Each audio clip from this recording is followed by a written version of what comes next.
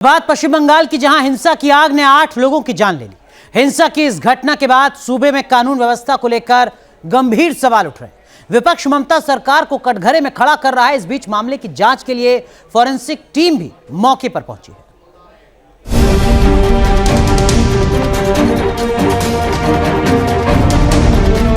हर तरफ पसरा सन्नाटा। सन्नाटे को चीरती गम में डूबे परिवार की चीखें।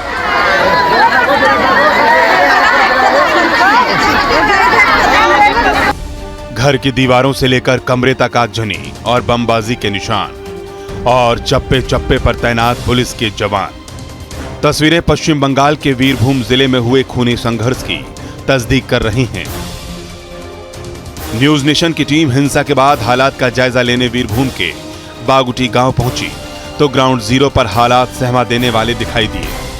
रामपुरा के बागुई गांव में इस समय मौजूद है। आप देख सकते हैं कि हम एक ऐसे घर के अंदर मौजूद है जहां पर आगजनी की गई थी। पूरी तरह से यहां पर जो भी सामान है पूरी तरह से जला दिया गया था, और घरों के अंदर यानी कमरों के अंदर भी आप देख सकते हैं कि यहां पर एक बेड रखा हुआ है। ये देखने से लग रहा है कि किसी का बेडरूम रहा है।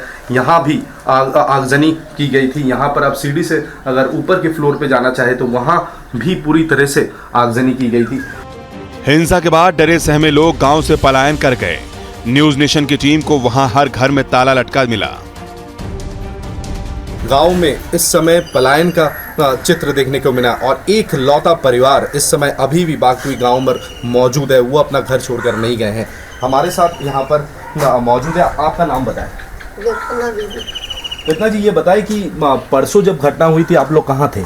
हम लोग को जो उपप्रधान मारा था ना, उस तो सुना पर हम लोग वहाँ चले गए थे। उपप्रधान कैसा इंसान थे यहाँ पे?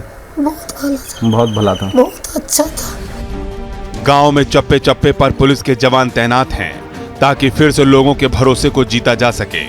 लेकिन इस घटना से सूबे में कानून व्यवस्था को लेकर फिर से सवाल उठने लगे हैं। वीरभूम हिंसा को लेकर पश्चिम बंगाल के गवर्नर जगदीप धनखड़ और मुख्यमंत्री ममता बनर्जी एक बार फिर आमने सामने आ गए हैं। धनखड़ ने हिंसा को तांडव बताते हुए कई टिप्पणी की। Considerably pained and disturbed at the horrifying barbarity at Rampur Haat that, according to the DGP, has already claimed 8 lives. This is indicative of nosediving of law and order in the state. I have emphasized on several occasions that we cannot allow the state to be synonymous with violence culture. तो राज्यपाल की इस टिप्पणी से ममता बनर्जी भड़क उठी। चिट्ठी लिखकर राज्यपाल धनखड़ से ऐसे बयान देने से परहेज करने को कहा।